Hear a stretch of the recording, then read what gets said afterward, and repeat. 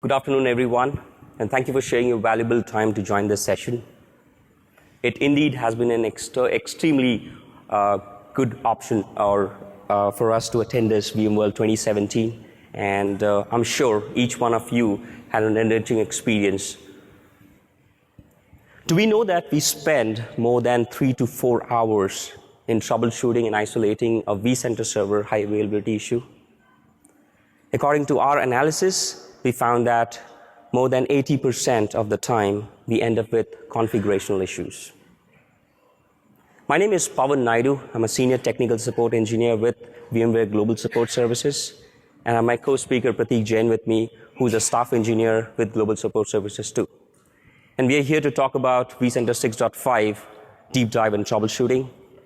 We'll be covering various aspects of high availability options which are available with version 6.5 and some of the tips and tricks that can help you to make sure your vCenter server as a solution is highly available in your environment.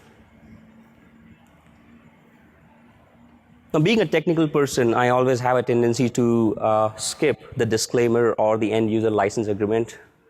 However, I'm going to make sure that today we go through each and every aspects of disclaimer in details.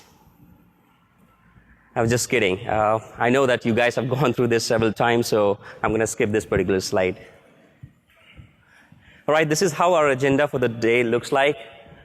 So I'll take some time to go ahead and find out the importance of vCenter server as a solution, why it should be highly available, and we'll get into the discussion for PlatformService Controller high availability.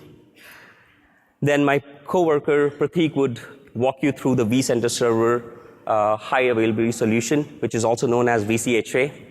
And then we'll get into troubleshooting for vCenter server, and we'll also talk a bit about certificate-related troubleshooting in HA environment. All right, let's get started. As we all know that vCenter server is the heart of SDDC stack, and it's an important element to make sure our business continues. If you talk about SRM as a disaster recovery solution, which you might use in your environment, and if you want to go ahead and perform a planned migration or a test recovery, you need to make sure your vCenter server is highly available.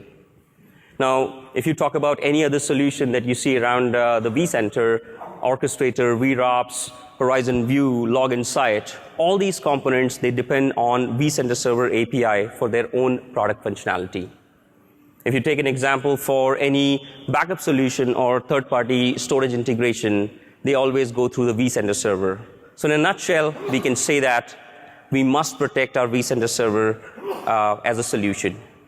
Now, you would have seen that vCenter server is kind of evolving from being an administrative tool to being a control plane. So at this stage, I would say that if our vCenter is down, most of our solutions might not work with full-fledged manner, or we might have some functionality impact with other solutions.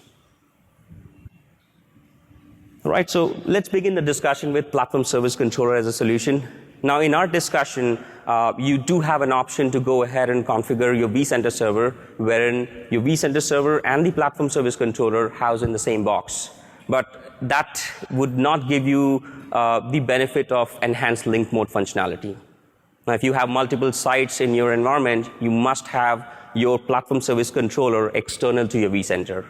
And when you talk about your vCenter, your PlatformService Controller has to be an external component, you need to make sure your PlatformService Controller is also protected. As we talk about PlatformService Controller, it is not only providing the single sign-on functionality going forward with version 6.0. However, it got several new components introduced in version 6.0, and that continued in version 6.5 as well. Now, I'm going to take a minute to explain a few of the most important components which house within the PlatformService Controller so that we understand why should we protect the PlatformService Controller. Now, Component Manager, and this is a service which resides on PlatformService Controller, and this provides functionalities to components and services. Now, Component Manager also takes care of the health-related components. So in case your service is not performing well, your services are down, Component Manager is something that is going to report on the GUI about the service state. Service control agent, when we go ahead and stop the service or start the service, since we have several components here, we need to know the dependency for each service. So service control manager is something which is going to take care of the dependency and the start order or the stop order. And most of the time, the upgrade is something where service control agent performs a very important role. And this component also works closely with component manager.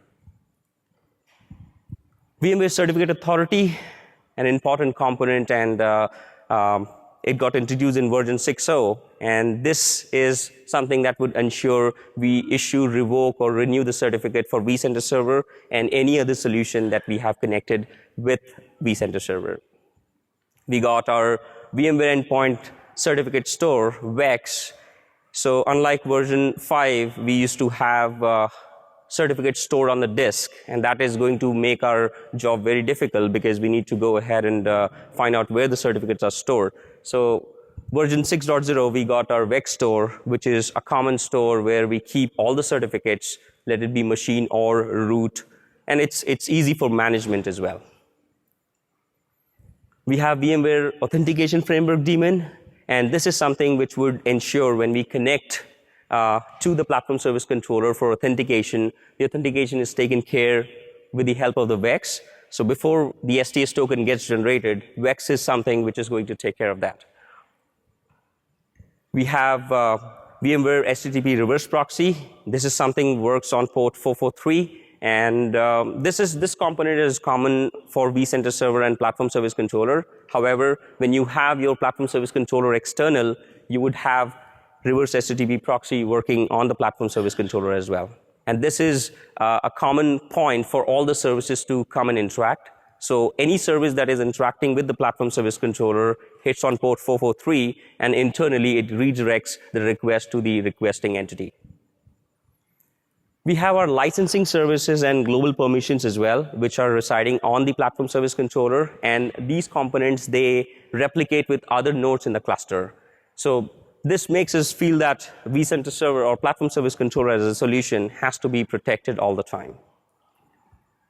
Now, before we begin the configuration of the Platform Service Controller in version 6.5, I'll just go ahead and talk about the load balancer as a solution. Where do we introduce the load balancer, and some of the information that we should know about the load balancer.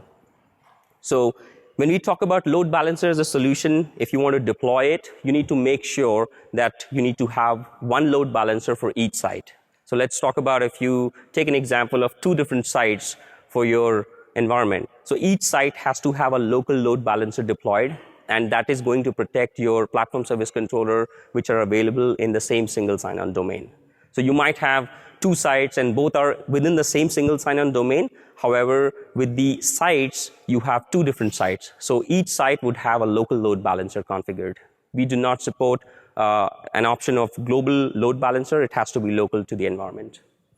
Now, if you talk about the traffic flow or the functionality, the load balancer has to act exactly like a Platform Service Controller, which means all the ports that the Platform Service Controller listens on, load balancer does the same job. It relays that information to the backend Platform Service Controller, which are protected. Now, in terms of functionality, load balancer would go ahead and monitor the state of the Platform Service Controllers with the help of health monitors. And in case any of the Platform Service Controller is down, load balancer is going to automatically forward the request to the next available Platform Service Controller. So there's no difference that we can find as a user or as a solutions. When we connect, load balancer will take care of that. Now, in our environment, when we talk about the steps of troubleshooting, we have taken NSX as a load balancer. However, you do have an option to configure Big IP F5 or Citrix NetScaler, but we are not limited to these load balancers. You do have an option to configure any other load balancer. However, when we talk about Citrix or F5, we do have KB articles which detail steps which would help you to configure it easily. All right, having said that, let me discuss the Platform Service Controller high available configuration. How can we go ahead and do so? So depending upon multiple stages that we go through, we have divided the configuration of Platform Service Controller high availability in 6 different stages. If you make sure you go through all the 6 different stages, we will have our platform service controller configured and available for vCenter server and any other solution that we are installing. Now I'll go ahead and take some time to explain each and every step in detail. So in our example, in our lab example, we have taken the appliance version of Platform Service Controller, and we are talking about one particular site. So, and also we are taking an option of installation at this time. So it's a greenfield environment wherein we are configuring the component for the first time. Now you do have some questions that, I have an existing environment which is 6.0 or I'm on 5.5 and I want to go ahead and perform an upgrade. How do we go ahead and make sure that we go ahead and perform the same configuration? So in this case, if you go through the greenfield deployment, you do have an idea about how exactly the platform service controller would be configured. And later, you can go ahead and make some changes, which is explained in our KB article, which would help you to go ahead and make the changes as per your environment requirements. So the first stage is the installation. We go ahead and take one PSC, we complete the installation. Obviously, we'll make sure our DNS entries and the network configuration is satisfied. So first PSC is installed. During the installation of the second platform service controller, we go ahead and point it to the first one because it gives you an option which site you would like to choose. So you choose a local site, and then it tells you to provide the fully qualified domain name of the first platform service controller. At that point of time, once the deployment is done for both the platform service controller, you would get something like this. So this is a screenshot that I've taken from JExplorer, which is an object-level browser which we can use to connect to any of the platform service controller VMware directory service database. And if you pay attention, that's a site name that I've configured here, which is called Site A, and we got 2 nodes there, PSC1 and PSC2. If you also pay attention, PSC1 has a replication agreement with PSC2, and PSC2 has a replication agreement with PSC1, which shows that they are replicating with each other. Also, in version 6.0, we have platform service controllers acting as a multi-master node, which means they send and receive the information at the same time. And in case somebody is down, the other one knows that it has all the information, all the objects are intact. So once we are done with the installation, then we work on machine SSL.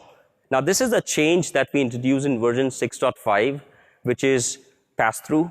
So unless version 6.0, where the load balancer configuration has to be done, and we used to import the certificate on the load balancer. So let me give you an example what used to happen in version 6.0.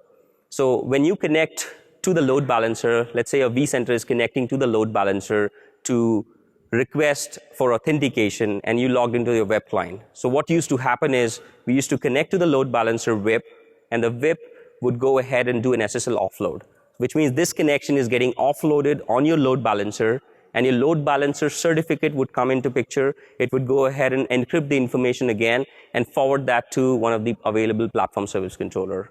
So that brings us a little bit of complexity in terms of deploying the load balancer server, and in case something goes wrong with the certificate, we have to work with the support. In versions 5.5, we used to have something wherein we used to do an offload. It was a pass-through option, and the same option is available in version 6.5 as well, wherein we need not to configure any certificate on the load balancer. You go ahead and work on your platform service controllers, and it'll work as a pass-through mode. So machine SSL is something that works on port 443, which is our reverse proxy. And when we go ahead and configure machine SSL, at that point of time, we need to go ahead and provide certain options. I'll go ahead and explain that in a minute, but that KB article out there can be referenced if you want to go ahead and configure machine SSL. There are a few important things that we need to keep in mind when we configure machine SSL in version 6.5. Now, you might have a question that, I am not using an external certificate authority, or I don't have an internal one as well, and I'm completely dependent upon VMCA. Do I need to go ahead and replace the machine SSL? I would say yes, we have to do it. Because since we are using SSL as a pass-through mode, the machine SSL, what we are configuring, this would be a common machine SSL which we would be using on both the nodes on that site. So machine SSL certificate and the key would be common. When we go ahead and generate the CSR, there are a few important things that we have to take care. The fully qualified domain name and the common name has to be defined. The FQDN would be your first platform service controller, your second platform service controller, and the virtual IP of your load balancer. So you go ahead and mention all these three things in the fully qualified domain name. And your common name would always be your virtual IP of the load balancer. So this is very important. You need to remember that if you're not configuring this properly, you would get into problems when you go ahead and deploy your vCenter server. So this as a solution might give you an option to go ahead and complete the deployment, but that doesn't mean that your environment is highly available and you can go ahead and configure your solutions. You might have issues when you go ahead and install the component because the certificate is not in the right format.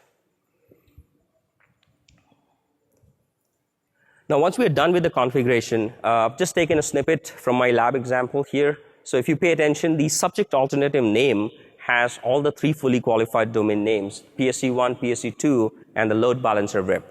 So at this stage, you might not have your load balancer configured if it's a greenfield deployment, but you can go ahead and configure the DNS entry, and you can associate the same thing out here. Now, once you're done with the replacement of machine SSL certificate following the KB article, which is pretty easy, it's a simple command that you need to execute, but you need to spend some time to prepare your machine SSL in the right format. So once you're done with that, we have included a stage to go ahead and do some validation. Because being a support person, I always find out that when we get a call and customer explains us what to do. So we are at the stage doing the deployment of the vCenter server, and there are SSL errors that we are coming up with, and we start troubleshooting. But when we go back and look at what happened, what kind of certificates were replaced, we get to see that our machine SSL is not in the right format. Now, the validation can be done in two different stages. You can either go to, once you're done with the machine SSL replacement, you can either go to your web client or just open up a web browser, connect to one of the platform service controller on port 443. It would give you the certificate, so you can just look at it and find out if you have the right set of information, the common name and the fully qualified domain name.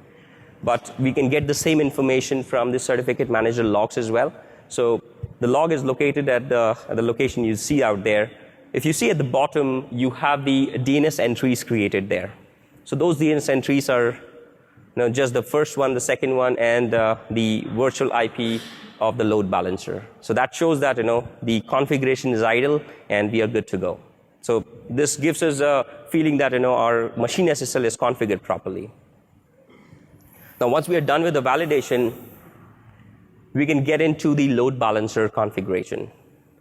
Now, as I mentioned that we are using NSX as a load balancer, so there are certain prerequisites that you have with NSX as a load balancer. So you need to have your NSX manager already configured and deployed with an existing vCenter server. So if you do not have one, you need to make sure that you might be using NSX somewhere else, so you can go ahead and leverage the same NSX manager for our load balancer configuration as well. Now, the second prerequisite is we need to have at least one NSXS deployed for Edge Services Gateway that we will be using for our load balancer configuration. And you may refer to the KB article, which has detailed steps about how to go ahead and configure NSX as a load balancer. Now, once we are done with the configuration, this is where I've taken a screenshot from my lab again, and this shows the pool and the members of the pool. Now, each of those members are a platform service controller, and if you also pay attention, they have a weightage of 10. Which means both are highly available and they can take the request at the same time. So it's not like till the time the first platform service controller is available, the request is only going to go back to that platform service controller. You can have multiple platform service controllers serving the request at the same time.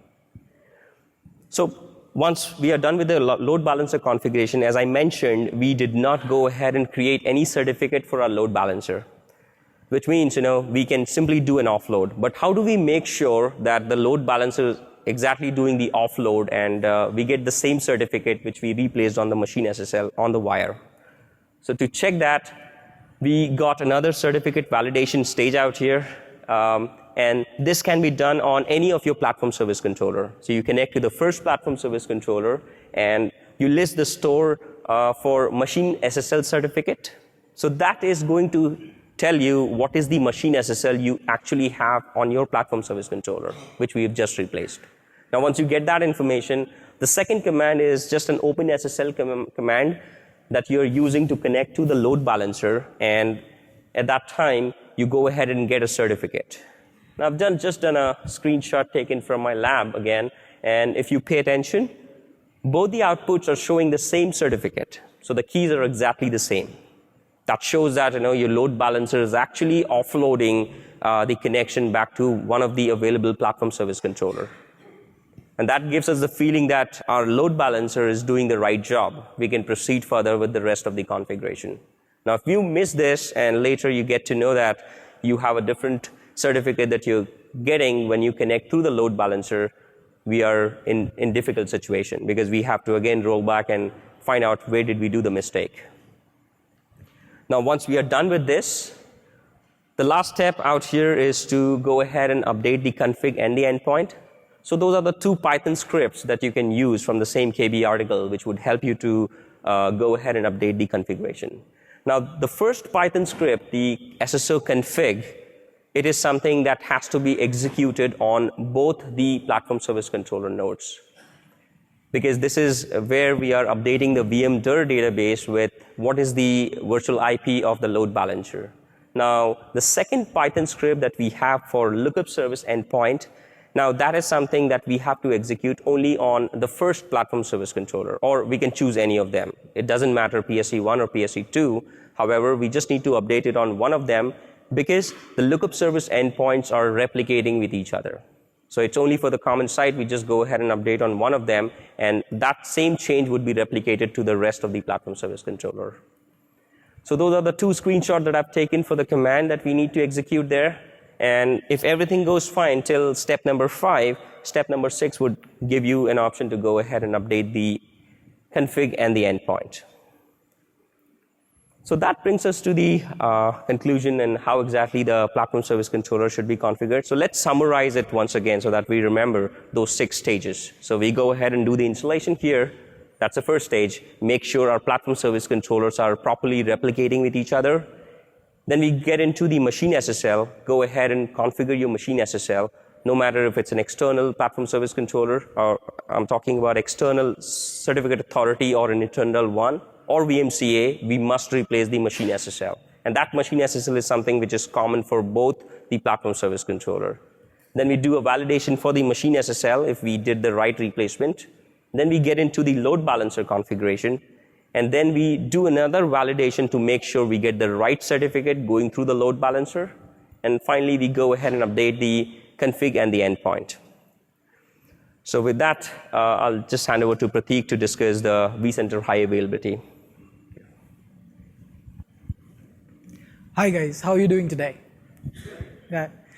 So vCenter high availability, we talk about with Heartbeat being end of life, we had a high requirement that we have to have vCenter in high availability. As Pawan already explained, vCenter is the heart of the SDDC.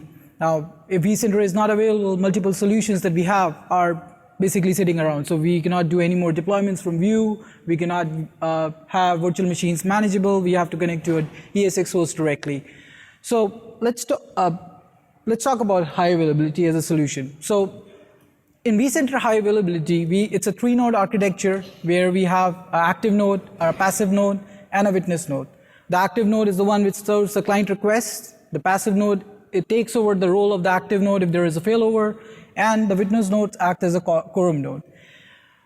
In a traditional architecture in where we have active and passive nodes and we see automatic failover happening, there is a requirement for a quorum. Traditionally, we have been using a shared storage or a file-based architecture which is required for a quorum. But in vCenter HA, we support deployments across data centers. So we assume that there will be no shared storage for customers across data centers, and you can also do the deployments on local storage as well. So with a single node automatically assumes the role of a witness node. The other two nodes automatically assumes the role of an active node and the passive node. Normally, in ideal situations, the first node that you have deployed would be the active node, and the other nodes would be the active and the witness.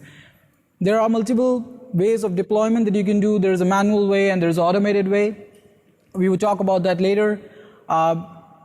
This particular option of vCenter HA is only available with vCenter appliances. We have options of with Windows vCenter being deprecated. The new features of vCenter HA are going to be available in appliances only.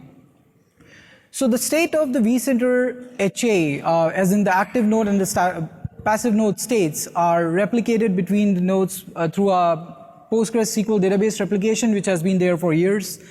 We use native Linux rsync replication for replicating the configuration files, which are the flat files, so that the state of the nodes is consistent, and if in case there is a failover, you do not lose any data, and the failover is consistent. So we also have a requirement that you should have a management network as well as a vCenter HA network. The only difference between the management network and the HA network is that the management network, the HA network should be completely isolated from the management. They cannot be in the same subnet or the same VLAN. We just want to ensure that they are segregated across. So as we've talked about, it's only available with vCenter server appliances. We have 3 nodes. We have the basic node and the automated the advanced mode options available. Now, if in case you're using vCenter HA with embedded BSC, you do not have an option of enhanced link mode. You would, if in case you want enhanced link mode, then you would have to use the options which Pawan explained. You would have to make sure that your BSCs are highly available, and then you would have to ensure that your vCenter is highly available as well, because if in case your just BSC is highly available, that does not give a complete highly available environment for you. And it supports both embedded as well as external PSC deployments. So we had, once we took Heartbeat away, we only had 3 options for configuring high availability for vCenter. We used to protect the vCenter machines using vSphere HA. However, that was not application agnostic. Even if the virtual center service is not running, you still do not see a failover happening. It was easy to deploy, but not completely application agnostic. We had Microsoft clustering. Now, Microsoft clustering had its own pros and cons. We have to have RDMs. We need to have a private network between the machines. We cannot have cross DCs, failovers. So vCenter HA is one step forward for us to have highly available vCenter and to ensure that the users and the solutions which are connected to vCenter are running at all points of time, and your production is not down. So let's talk about the deployment models. We have the basic mode as well as the advanced mode. So in the basic mode of deployment, it's a wizard-driven mode. You have to have the vCenter running in the same VC, as in the appliance should be running on the same VC where you're doing the deployment from. So you can choose the basic mode option. The vCenter HA network has to be created. It would clone the vCenter nodes, and one of the nodes would assume the role of a passive node, the other one would receive the node of a witness node. It's a more of an automated deployment. It gives you a benefit that if in case one of your node is host, you can go ahead and use the redeploy option from the UI itself, and you do not have to do any manual task. With the automated with the advanced deployment, you would have to manually clone the nodes. You can have the clones running on different vCenters in different data centers. We want the latency as less as possible and bandwidth as high as possible, because we want the consistent states between the nodes. And we do not want any network partitions as well, because if you see a network partition, then you might see a failover happening, which you do not want. So once your nodes are cloned, you set up the vCenter HA. You ensure that you set up DRS rules so that your vCenter nodes do not end up running on the same nodes. And that's the deployment. So once the deployment is complete, you would see that in vCenter on the Manage UI, you would see all green check boxes. You would see all the nodes showing all of the nodes showing green health boxes, and the nodes roles as well. So it would show you if there is a problem. One of the nodes would show that the replication traffic is not passing. If there is a firewall rule, it would give you all those states over there. Now, coming back to what are the cluster mode of operations? What all can we do with vCenter HA? We have an option where we can place the vCenter HA in maintenance mode, like when we're doing an upgrade, or we know there is a problem with another node, or we have to perform a planned reboot. We can do a put the cluster in maintenance mode so that the failover does not occur. The replication would still happen between the nodes, but there would be no failover. When we disable vCenter HA, we're basically saying no replication, no failovers, but the nodes would still be there. The nodes would not be deleted. Once you say remove vCenter HA, in that case, if you're using the basic mode or the wizard-driven mode, the nodes would automatically be deleted from the UI. In case you're using an advanced mode, then you would have to manually delete the nodes which are remaining, and you would have to remove the adapter that you have created for the vCenter HA network. You would have to delete that as well. So let's talk about what all failure conditions that we see in vCenter HA. We see the first scenario that we normally see when the active node fails. When active node fails, we would see that the users are not able to log in. They would see a message on the UI that the vCenter failover is in progress. A failover is triggered automatically. The passive node would would take over the role of the witness, as in the active node, and it would start serving the client request. Now, in this case, although you're not completely down, however, you cannot experience another node failure. The cluster state would automatically go into degraded mode, as well as if you do see another node failure, then your vCenter server would be completely unavailable. Now, in this option, you would have either you can fix the previous active node, or you can, if you're using wizard-driven, you can just basically say a redeploy. It would just redeploy the node to another available host in the cluster, and your vCenter HA is working again. In the second scenario, where we see passive not getting failed over, as in the passive node has failed, or it is rebooted, crashed, some odd situation with the virtual machine by itself, you would not see any failovers. The cluster would continue to run as expected, but you would see there is a health warning. If you've configured alerts, you would get an alert that the cluster state is degraded. You would also see that the cluster state is in a degraded state. And although the cluster quorum is intact, you would not be able to perform a planned failover. As in, if in case you want to change the state of the nodes, you would not be able to do that. Let's talk about witness node failovers. So in witness node failover, basically we see the same situation. We will not see any failovers happening. The quorum is intact, the cluster is degraded, all of the same things. However, the quorum node, as you know, it is just a witness node. Basically, there is no replication happening between the nodes. There is no traffic. It just acts as a tie-break situation in case you see network partition, or there is a networking situation where two nodes are not able to talk to each other. So those kind of situations, your quorum, the witness nodes take into account. Okay, so this is one of the classic scenarios that we see. Both the nodes are down. In this case, you're completely host, as in the vCenter server is completely down. The one thing that we can do is either we can fix one of the nodes to get the cluster state into a degraded state and not in a completely down state. If in case we do not have the option to do that, and we see there is a failure which has happened either in storage or something is wrong on the network, where your vCenter is completely down and the cluster's nodes are not able to talk to each other, you can use the command line options to destroy the VCH cluster. You can basically say destroy -VCH -cluster.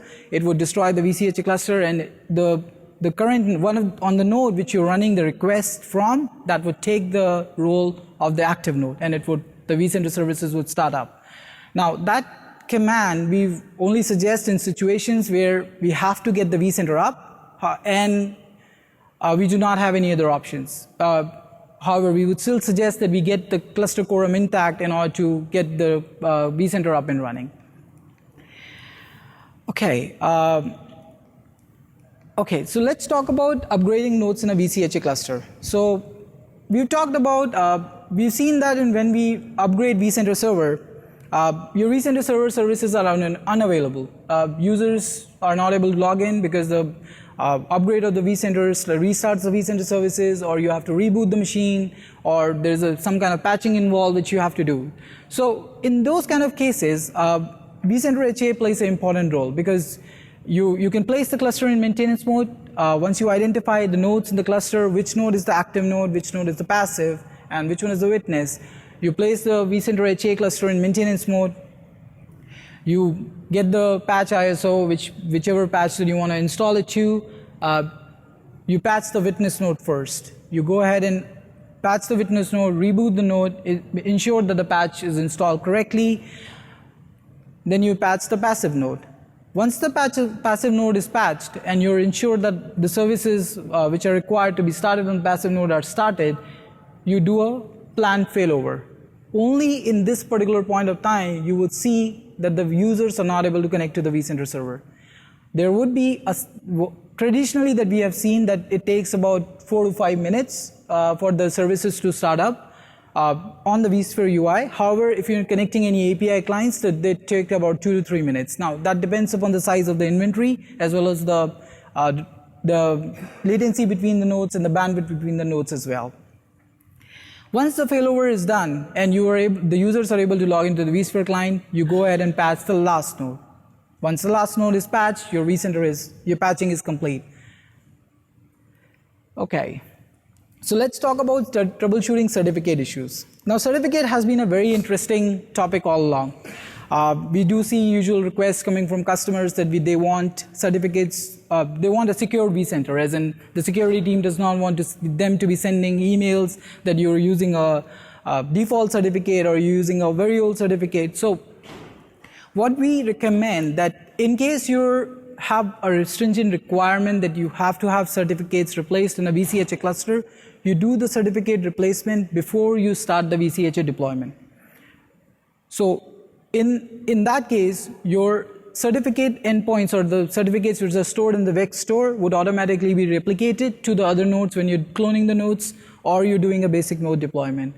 However, in case you've already done a VCHA node deployment and you have a request to replace the certificates, then there is no other option than to destroy the VCHA cluster. You have to destroy the VCHA cluster before you go ahead and replace the certificates. Okay, so I'm going to hand it over to Pawan, who's going to explain about PSC troubleshooting and how he would help in replacing certificates on the PSC. Thanks, Pradeep. All right, now let's imagine that we are done with the installation and your vCenter server is done, and now you want to go ahead and configure any other solution. Let's talk about NSX or any other solution like SRM that you want to go ahead and configure. So the first thing that you do is you log into your web client. So I managed to go ahead and reproduce this issue in my lab environment. However, customers, they have tried multiple things, and we have troubleshooted these kind of issues for a long time. So the user goes ahead and logs into the vCenter server on the web client. As soon as you open up the web client page, you get to see this error message. It says SSO error, could not parse the certificate, and there's a Java IO exception. And at the end, it says ending byte at 2004. So it surely shows us that something is wrong with the certificate. And there's a clue that go ahead and check your web client logs. So going ahead and checking the web client logs, I've just taken a small snippet here. So if you just pay attention, it says fetching SSO endpoint from component manager. And then it gives that error message while fetching the certificate for STS root certificate. I'm getting an error message. It shows that, yeah, we are sure that we have something to do with the certificate, but how do we begin?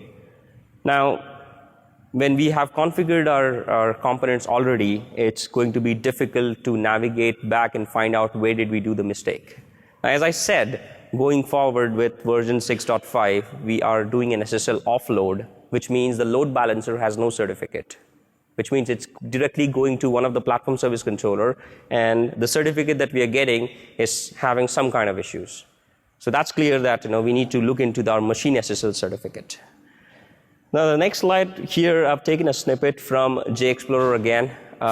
So we recommend that you use this option for browsing through JExplorer on your VMware directory services only for the reference and not for making any changes. If you find out something, you go ahead and call the support and let them figure out how can we go ahead and make the change. However, support does not go ahead and make any change using the JExplorer. It is only to go ahead and view the objects and find out where's the problem. We can get the same information from command line as well. However, I've just taken a snippet so that I can just show you where exactly the mistake happened here.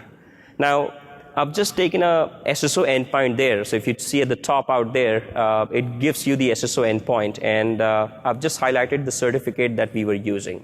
So what I've done, since we ensured that our certificate is configured properly, and we were able to get the same certificate when we connect through the load balancer. We got the same certificate on the wire. But I went ahead and I changed the certificate. And now if you see at the end, if you add any further characters, which is usually happening in customers' environment when they go ahead and replace the certificate, although the certificate gets replaced because it will simply go ahead and check if the certificate is valid and let you replace the certificate. However, if you have any forward characters in the certificate, or let's say you added your component, your leaf certificate along with your root certificate, which is still valid for machine SSL, but the load balancer, when you connect through the load balancer, it is not going to entertain. Because vCenter as a solution knows that I'm connecting to the machine SSL when I'm authenticating, so it just knows that information. So if it finds anything different as an endpoint, it'll go ahead and throw the Java IO exception because it is not ready to listen to that information. So by looking into that, I've just added some few characters out there, and we end up with that certificate error on the web client. But that is not the only case that we get.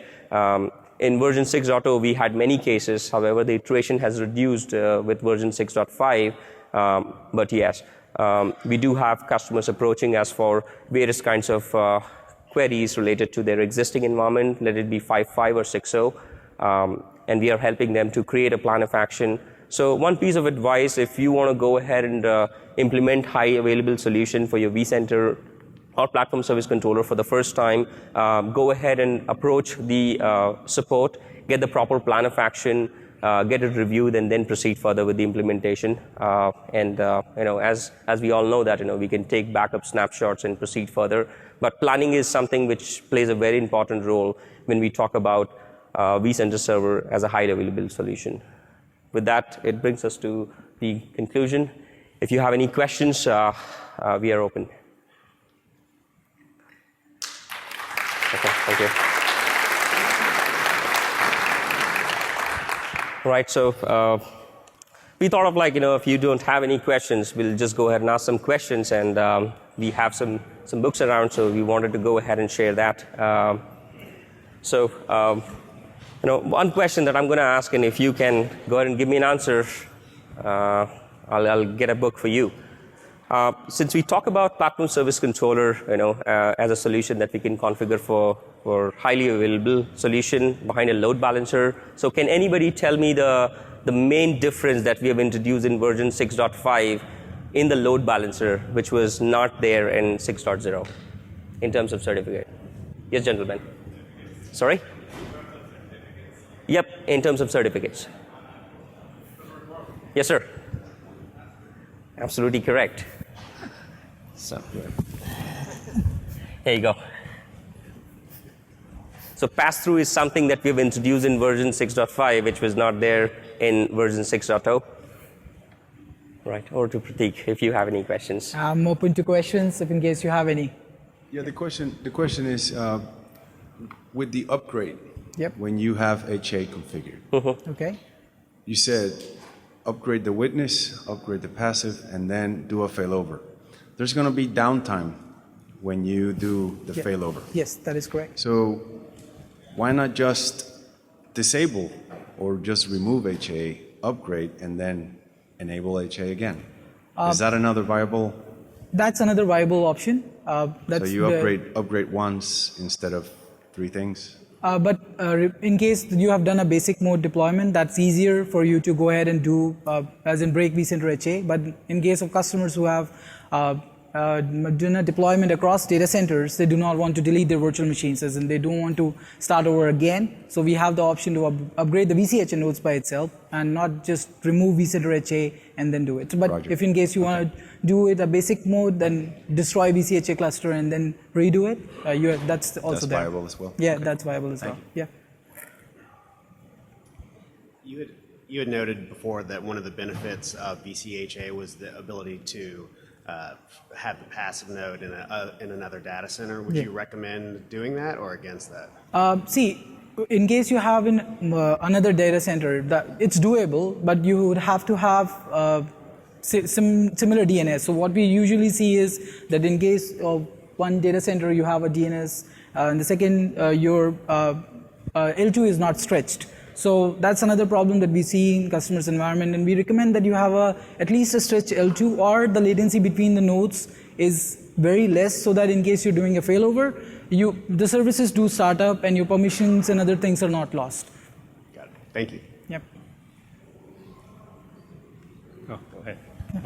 Can you just talk a little bit about the latency between the HA?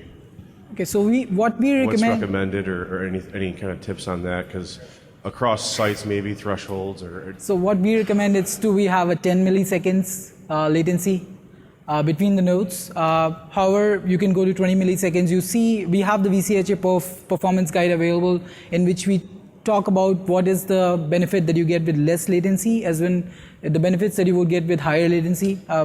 So the only drawback that you have higher latency is that the state if you have a vCenter which is noisy, as in you have VRA or Horizon View or something attached to it, you see multiple deployments happening. That state would take time to transfer over to the passive node.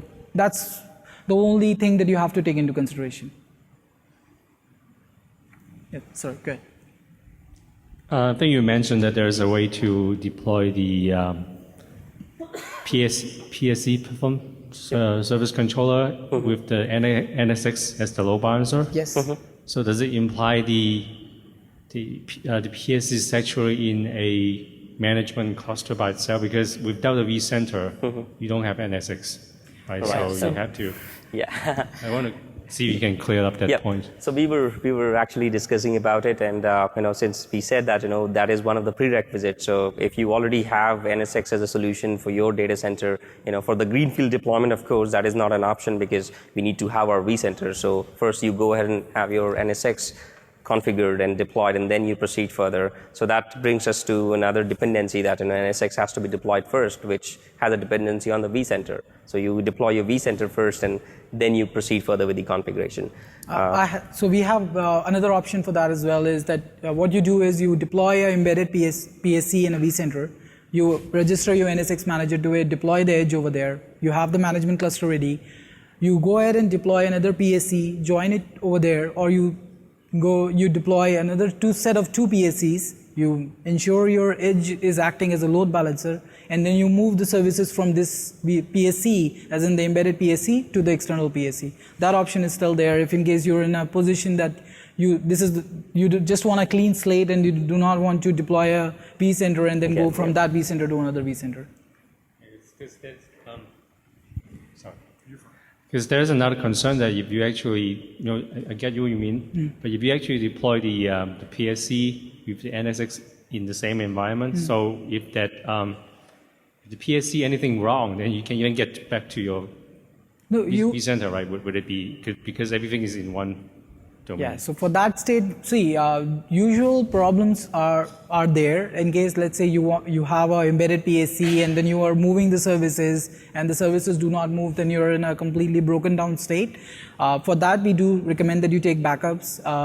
In case you are in a state that you're not able to fail over the services from one PSC to another, you have at least a backup that then you can roll back, and we can help you to figure out where the problem was, because that's an achievable solution. It's not that it's not achievable, it's just that there is something missing, or we're hitting an unknown condition that it's not happening as expected.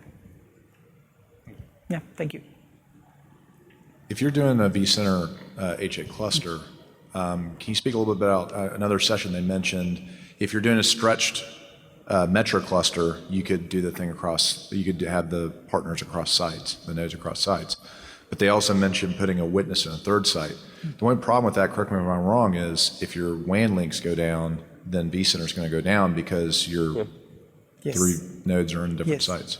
So is there any recommendation as far as when you're placing, say, to me that almost say that it's not a great idea to put three nodes in three different sites. Should you put like witness and primary in the main site and the secondary in the second site, or? Yeah, so I would recommend that you put one node in one site and two nodes in another site, so that even if your WAN link breaks, you still have some kind of quorum in the other side and your vCenter is still available. So that option I would recommend if I'm designing the environment, because there is a dependency on WAN link, and if your vCenter is down, as in your WAN link is down, your vCenter is completely down. Either there's an option that you recover the WAN link or you destroy the BCH cluster to have stability. When you, on top of that, want to have the witness and it should actually be the witness and the primary. Because if they're both on the other and the WAN link goes down, vCenter is going to fail over when it's mainly just an isolated site situation. So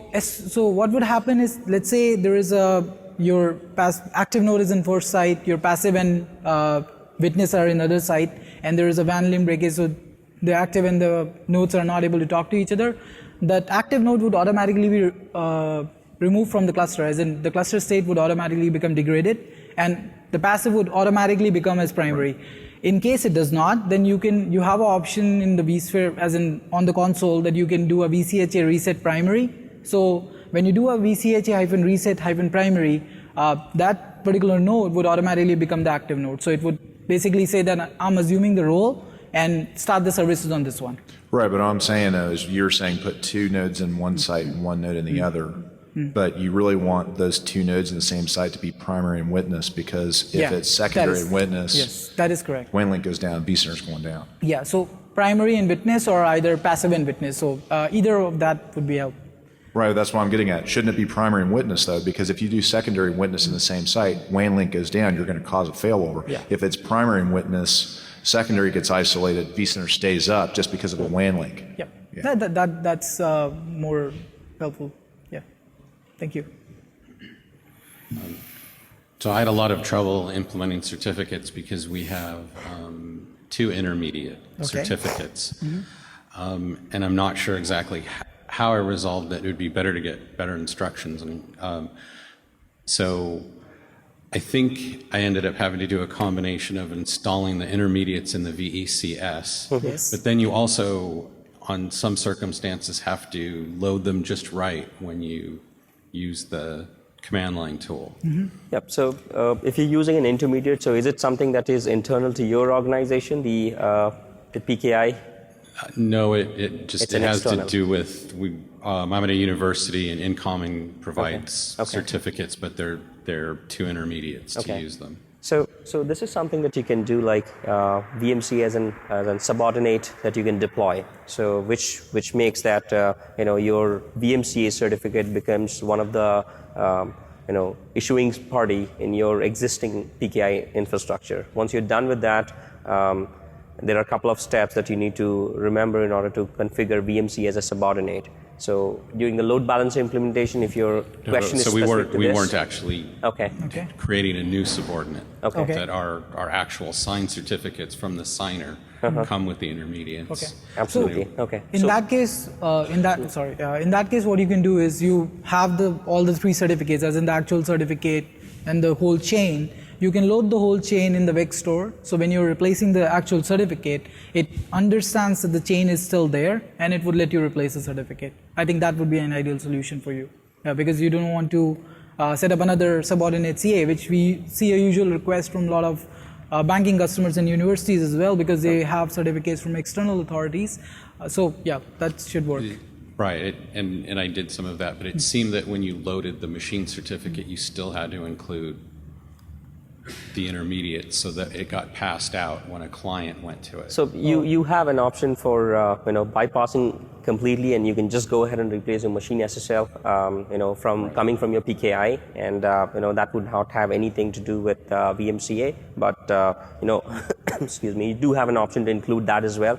Now it depends upon you how exactly you want to go ahead and configure. So from our end, VMware recommends that you do have an option to replace the solution user certificates as well. However, for me, if I'm just replacing the certificate, I'll just pay attention on the machine SSL and post that everything is internal to the component. So once you hit the machine SSL, then your connection is secure, and whatever is happening internally, you're not seeing that. I think you got your documentation calls that the hybrid approach. Yep, or something. hybrid And that's approach. what I've been doing, but Okay. I still have the issue of the We can talk intermediates causing more trouble. about it. Yeah. Because our environment's in multiple intermediates, you probably just need to make sure that the cert chain you publish Yeah. to VEX has all of the intermediates in full root chain. I ended up putting them both in VEX and then when I installed the certificate. When you do the publish though, or when you run a cert manager, the last step is it asks for the root. That root cert needs to be the full root chain with all the intermediates. I had a question about the requirements around doing the basic deployment of vCenter HA. In particular, a couple of maybe the limitations, and if maybe you guys can speak to if that will possibly change. In particular, the requirement to use NIC1 on vCenter. For example, if you already had a NIC1 on your vCenter and you try to use a basic deployment, it's just going to automatically assume that NIC1 is the one you want to use, and you can't override that. That's not ideal, obviously. So that's the first one, and then the second one is you can't use data store clusters. It has to be a standalone data store. For whatever reason, in the basic deployment, it doesn't let you put the nodes, like the passive and the witness, on a data store that's part of a data store cluster. Okay. So I was just curious. I'm going to try that.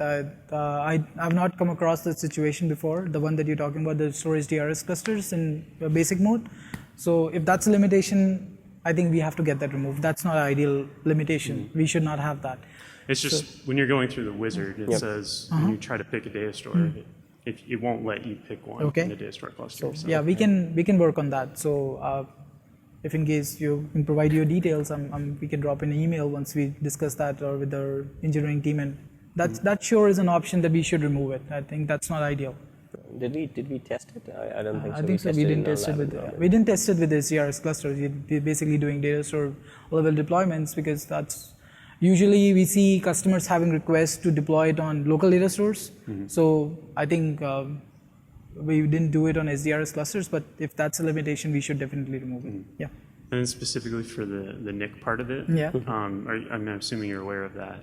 So the NIC part, see, the thing is, until now, until today, we consider that the vCenter appliance is like a black box. So you basically can't touch it. The only reason we allow attaching another NIC is just to configure VCHA. So if in case you already have VCHA, that basically overrides that configuration. Now, I'm sure that in future we would have options to add another NIC because of a management traffic or backup traffics. Because the Windows vCenter is going away, those options would be there. However, I'm not sure if they are there right now. And just to let you know, that is a ask which has been there. We are aware of it, but we have not been able to remove that yet. So definitely that's a work in progress. Okay. Yeah, because it'd be nice if nothing else to just be able to pick which NIC you want to use rather than. Yeah, definitely. Cool. Thank you. Thank you. So I had two questions. Today we cross-nest the vCenter appliances and the PSCs. So we have two vCenters and they basically live in the inventory of the opposite. So if a single one is down, we can still administer it. Would that be fully supported with the HA? So is it an appliance or is it All Windows? appliance. All appliances. So what you've done is you've basically replicated them. Is that correct? No, we have two deployments, Okay. two vCenters, a desktop and a server vCenter. Okay. The desktop VCSA lives in the server vCenter inventory and the vice versa. Yeah, that is supported. So you can still do HA with Yes, that? you can definitely do HA.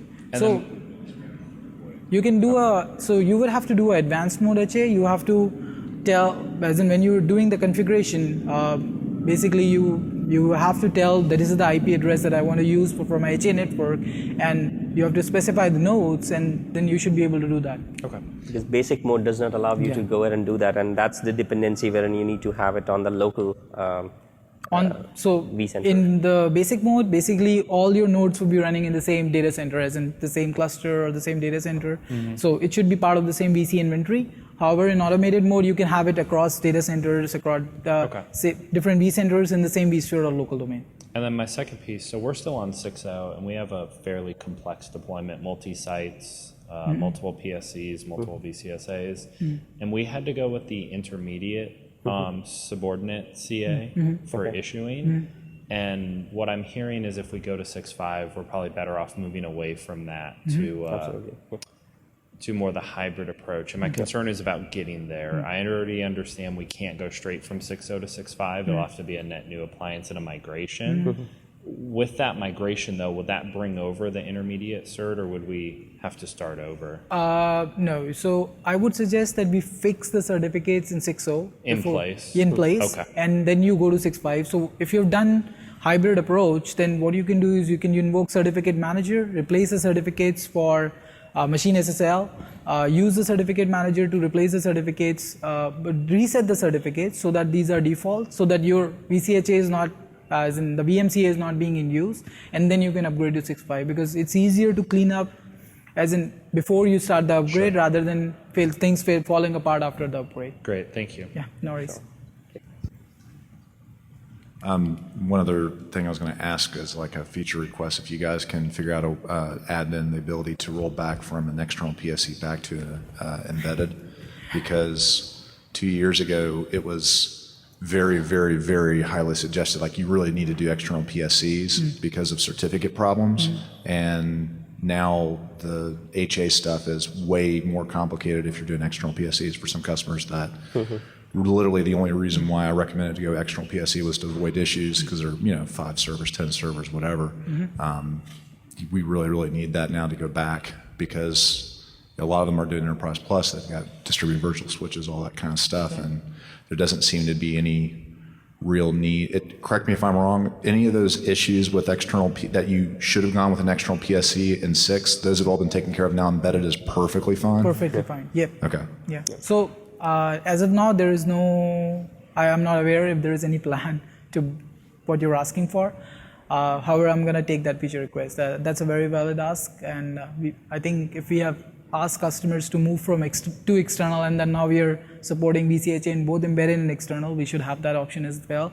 So I'm going to see what we can do. I'm not making any promises, but I'm going to definitely take that look on that. Yep. Thank you. Thank you. Yeah. Okay. Anything else? Yeah. Okay. Yeah. Yep. One more. Yep. Yes, sir. Yep. Sorry. So let me understand, if you do the HA configuration and you have internal or Embedded PSC. embedded Yes. PSC, do you have to do anything special with the second PSC? They just replicate? No, nothing special. It's basically a clone of the node. So if you have done embedded PSC, that the second node would also be embedded PSC. So nothing special. If you're doing a basic mode, it automatically clones it. If you're doing automated mode, then the vCenter cloning part takes care of the node clone. So nothing special. All right. So the certificates and everything so take care of themselves. Yeah. So the only thing that you not get out here is the enhanced link mode. So if you're talking about a single vCenter and you want to make sure that's available all the time, then VCHA configuration for embedded node is the best option that you can go for, and you not to worry about the certificate replacement part of it, because you don't have the enhanced link mode functionality. And if in case you do have a requirement to replace certificates, before you configure VCHA, replace the certificates. Okay. Yeah, that would take care of everything. Great, thanks. Yeah, thank you. Just one more question. Sure.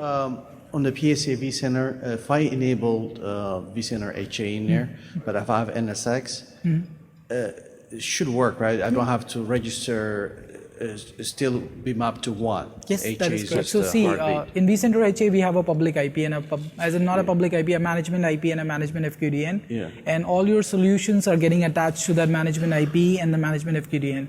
So if you have NSX or any other solution, it's basically registering to that rather than the HA network IP address. So when a failover happens, that node shuts down or it restarts, it basically passes over the Ethernet 0 to the passive node, and your management IP and the management FQDN still remains the same. It doesn't change. So your solutions are all there, and the certificates are also replicated, so it doesn't change anything. Perfect. So the second thing is licensing. Do I need to have additional license for those as part of it, right? Not at all. Yes. Not at all. Also, thank you. No worries. Thank you. Any other questions? I think you're done. Okay. Thank you, guys. Thank you. Sorry. Yes.